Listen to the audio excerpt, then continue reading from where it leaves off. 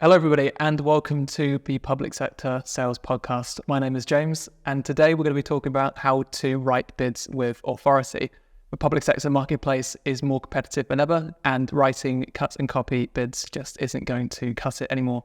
Today, we're joined by Matthew Walker, Technical Director at Executive Compass, to talk about how you can give your bids the punch they need to increase your win rate.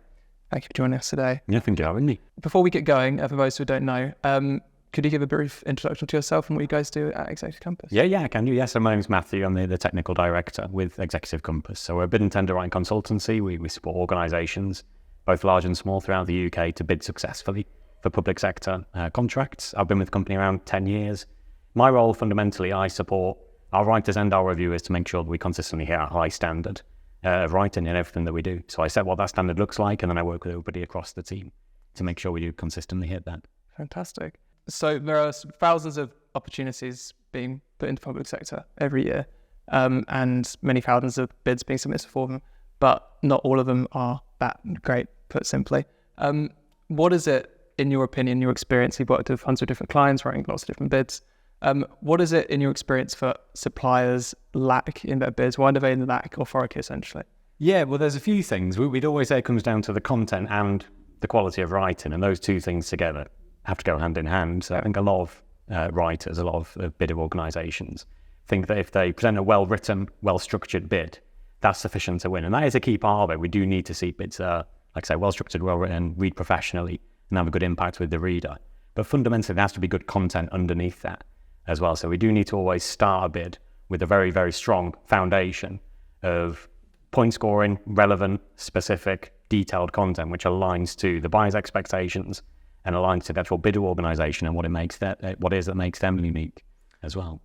Why do you think? So you said they're structurally written well, but they don't have the actual content to make buyers notice them and actually think this is a compelling bid.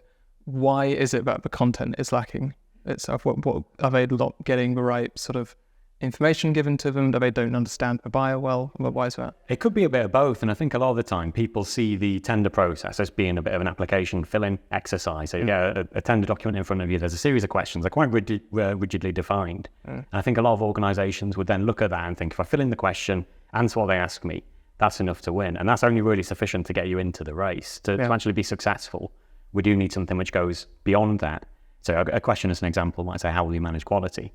And an organisation might say, well, we do this and we do this and we do this. Here's the ways that we manage quality, without really thinking about, well, what are other competitors putting in their bids? Surely some of those things are standard, and we need something beyond that to really help us stand out. So on the content side, there's that. But actually, a lot of bidders don't really do too well on the quality of writing side either. They might have both, they might have one or the other. Some organisations might have neither in terms of the content and the quality of writing to make their bids stand out. And I think that's the other side, which, again, really makes a big difference in terms of the impact for the reader. Does it tell the story in the right way? Does it give them that story in a way which is clear, impactful, takes the reader step by step through the whole process? So we definitely do need to look at both. And then there's quite a few places that bidders can fall down. So on that then, talking more about the content and the writing style, what are the key ways that bid writers and the teams can make their bid more sort of content informed, make it more authoritative to the buyer? Yeah, I mean, in terms of the authority that comes through in bids, again, there's a few different things that need to be considered. We need to look inwardly at the organisation themselves and have really, really specific insight into not just what they do or what they will do, but also how they're going to do it. But the other thing which makes a big, big difference, particularly with local authority tenders, is tailoring the opportunity to the specific, tailoring the submission to the specific opportunity that they're tendering for. Very often that does mean using evidence, and that's one of the key things that gives a bid authority, is being able to sort of demonstrate to the reader straight off the bat that we know what we're talking about, giving that real sense of we're the experts, you can trust us, you can rely on us. And it puts the bidder onto the front foot, essentially. So throughout the rest of their responses then, the buyer is already, I suppose, invested in that bidder organisation. They already have that sense that they are competent, that they know what they're doing, that they're reliable. So the rest of the content then, like I say, because they're on the front foot, it feels a little bit more acceptable, a little bit more believable to the reader. So like I say, a good way to kick off a response is to lead with authority, to make those very authoritative statements, to say, we understand what the local area looks like, we understand what the challenges are, we understand what the priorities are for the buyer. And obviously, the bid can't be full of those statements, so just demonstrating knowledge. Yeah. We then have to have methods throughout it. But it's, like I say, a really effective way to kick off a response is to say, you can trust us, essentially. Touching on that then, so what are the key questions, essentially, that the supplier should be asking both of themselves, like their own capacity, but also of the buyer to ensure they're hitting on those points, like you said, that they show that they know what they're talking about, they're coming to the bid with authority? I would always start every response by looking at the question which has been posed and trying to figure out why would they ask me this. And again, it's a sales process. So although there's a series of questions in the document that need to be responded to, it is your opportunity to sell to the buyer. So going back to my example again with a quality management question, we'd look at that and we'd say, well, why does such and such local authority want to know the answer to this? Well, it's to give them peace of mind about our ability to deliver to a consistently high standard, or maybe it's to give them peace of mind that we'll achieve continuous improvement throughout service delivery. So if we understand the reason they're asking us that, then we can almost dial it back a little bit and say, well, what's going to give them that peace of mind and that confidence when they come into reading our response that, like I say, we know what we're talking about. So what could lead to challenges in service delivery? What could lead to non-conformities that might need to be picked up by an effective quality management system? So it's about developing that good understanding of what matters to the buyer, essentially, and then tailoring the responses to those specific priorities.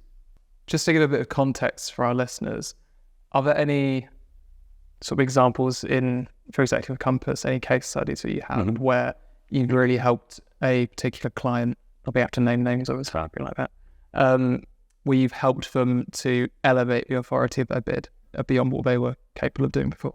Some of the really classic techniques are to do that research on local demographics, local challenges, local spend by that authority, and identify where they can have the biggest impact. And again, if we say the fundamental idea and the fundamental principle behind public procurement is that buyers are looking to optimize value for money, they're looking to get the best that they can for what they're paying.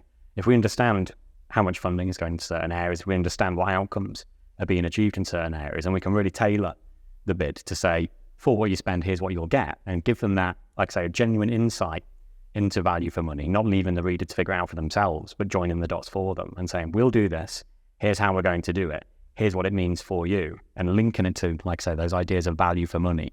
That's what gives that peace of mind and confidence to the buyer. One other thing I was going to add as well is that a classic place where we'd really lay on quite thickly that authority is at the beginning of responses. And it might not necessarily be asked for in the question, but the question might ask, how would you recruit and retain staff to deliver this service? It's a forward-looking question about what we're going to do. But we'd often begin that response by talking about what's our experience of having done that as well. And that can be a really classic way to establish that authority early within a response. So what have we achieved in the past 10 years? Have we worked in this area before? What do we understand the different local areas to look like? Are there any particular focus areas where this service might need to be focused or targeted, or we might need to strengthen our recruitment methodologies, as an example? Yeah, that makes sense. So the impression I'm getting then is to make an authoritative bid, you essentially need to have a very good narrative throughout your bid, but it has to be comprehensive throughout. Like you said, it's not just a box ticking exercise. It's not just sort of it is sort of a bureaucratic hurdle. It's something you need to do, but you can make it compelling, essentially. So I wonder if you could just touch on that sort of narrative aspect of a bit, like how important it is for that. It is very important, and exactly as you said, there is a box ticking element to it. There's things that need to be said, but I always like to imagine a dozen bids on the reader's desk. So ours won't be the only one. So let's say that more than half of the bidders will be competent and they can submit a compliant bid. Ours needs to stand out. So the narrative for that, it is looking at the question which is asked and saying, how can I tell a good story about this? What can I understand? And I actually always like to begin by thinking about, where do I want to finish this response? What should the reader be getting out of it? So what outcomes should be achieved by the end of this response? Again, going back to my example of a recruitment question, we could say, I want to give the reader peace of mind by the time they've read this response that we'll have sufficient staff, high quality staff, and consistency and continuity of staff throughout service delivery. So I know what I'm aiming for. I know what the end of the story is. And then we almost work backwards and say, well, how do we get there? What do we need to do to achieve that? So key things which I think can really lead to a high quality, impactful bid, a methodical approach to breaking questions down. So looking at what's being asked for from the buyer and not just throwing the book at it. And again, that's, you mentioned, James, about bidders using copy and paste. Very often what happens is a bidder would go to their library, find a good response on the topic, and just throw the book at it and just put all the content that they possibly can into the response without really thinking about how it's structured. I mean, on the copy and paste side of things, maybe to help listeners and viewers understand, when a buyer, for example, receives, like you said, like 12, 15 copy and paste bids on their desk, what is making certain bids stand out over others, essentially? Like you said, there's going to be 10 that look exactly the same. There's going to be a few that actually stand out. And what is it about those few that stand out that is making them stand out? It is service-specific content for the most part, is what I'd always say. So again, thinking of another good example, let's imagine a security contractor bidding for an opportunity to provide manned guarding of various local authority sites. They could have a great set of processes for the way they do that. They could have all that saved away on file, and they can bring that to the tender. And it could be good, detailed, impactful content. But what the best quality bidders would do is they'd look at, well, what are these sites? One of them's a multi-storey car park. One of them's an occupied building. One of them could be a supported accommodation facility or a supported living facility or whatever it might be. Well, there'll be different approaches, surely, in those different settings. We won't have a one-size-fits-all approach to everything that we do as an organisation. So when we're bidding, the best thing to do is to look specifically at what's being commissioned or procured and say, well, how will we tailor service delivery? And always answering fundamentally in the future tense, because questions will tend to be phrased, how will you? Common mistake that bidders make is I'll go to their library, pull out some content on what they do, and they have this present tense response, which just says, here's the way that we work as a whole. Yeah. It's not answering the buyer's actual question. It's not telling them something unique to them and their requirements. Yeah, that makes sense. One thought I had, like from a supplier's perspective, is writing sort of more standardized copy-paste bids, we might call them, is obviously less resource intensive. It is just sort of the default response. Like, we need to get this done, let's submit this, get it out of the way. But writing these more narrativized, content-heavy bids, it will be more resource and time intensive. So what would you say to suppliers as to why that time is sort of justified, that added resource effort, essentially? But again, there's two elements to that, I think. First of all, there's a bid, no bid decision-making process that needs to be quite diligently followed there to make sure that if we're bidding for an opportunity, it's worth doing right, essentially. Yeah. We do see a lot of organisations that would need to rely on copy and paste because they're going for such a scattergun approach that they're just overloaded with bids, and it's the only way to get through them all. And it makes you wonder, I don't want to say why bother, but there'll be a lot of bids that they might be working on there, which they might not have had a good fighting chance for whatever they did. Yeah. And if they saved that time, they could have invested more time in a more bespoke and tailored bid anyway. The second side to it is okay to use a little bit of copy and paste. There is a balance to be struck there, and there will be elements within certain questions where you can say, this is standardized. It's about the meticulousness and the carefulness with which we tailor it to different opportunities. So again, using my favorite example, the quality management question. Yeah. There'll be certain checks, certain audits, certain inspections, certain processes that we would follow, broadly speaking, the same way in every contract. We can save time by transferring some of that in, but it's about how we then adapt it and tailor it to make sure that the reader never perceives it to be generic. The reader should always look at it and feel that it's been written bespoke to them. That makes a lot of sense. And finally, sort of touching on a topic that's close to Tussel's heart, data. Mm-hmm. And we touched on this throughout this conversation. What role does data have in making bids more authoritative, in your opinion? It plays a massive role. We would say that a strong bid needs qualitative and quantitative evidence to make it impactful. So the qualitative evidence, that could be your case studies, examples, testimonials, feedback, all those things, which give a bit of texture to the details within a bid. But without the quantitative data, again, it's hard to show the scope, the breadth of your experience as an organisation, and also just your understanding of what local need really looks like. So I'd say we'd look inwardly for the organisation and say, how many years experience do you have? How many similar contracts or outcomes have you achieved? And fill the bid with that quantitative evidence about their achievements and their performance. But we also need to look at local demographics, local need, local spend, all those other things which are massively important to the buyer, again, feeding directly into their decisions about best value for money through the tender process. Again, the highest quality bidders will be making good use of that data. They'll not just take what they're given in the specification, which might give us a brief introduction or a brief overview of service need. They do that further research. They get to the bottom of service need. It's going to help them in social value questions by the exact same token. You know, if we can talk about what's happening in the local area and we do that research and we use that data to link our activities to where need is greatest, to the outcomes which are most valuable to that buyer, it will lead to a more impactful bid.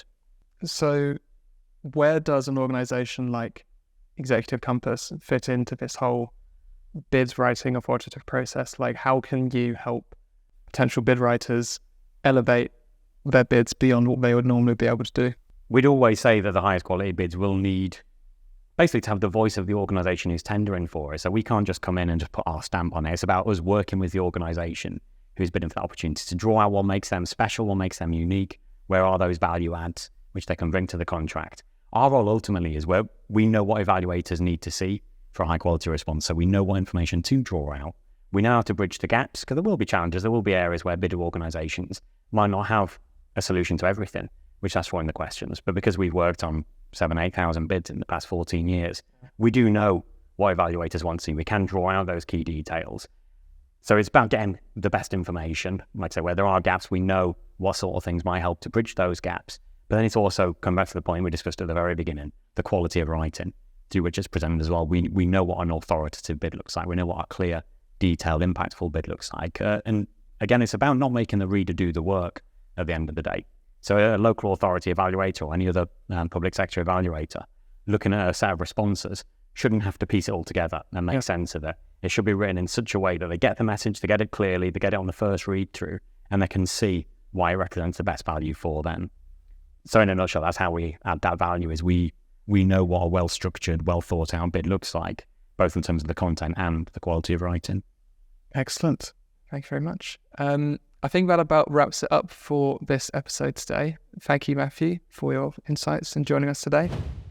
We hope you enjoyed this episode of the Public Sector Sales Podcast. If you want to listen to more episodes, head over to our YouTube channel. If you want to keep up to date with all our latest episodes and bits of content analysis reports, follow us on LinkedIn and Twitter. If you want to learn more about the tender and bid writing support that Executive Compass can provide, head over to our website. And if you want to learn more about us at Tussle and our market intelligence platform, head over to tussle.com. See you next time.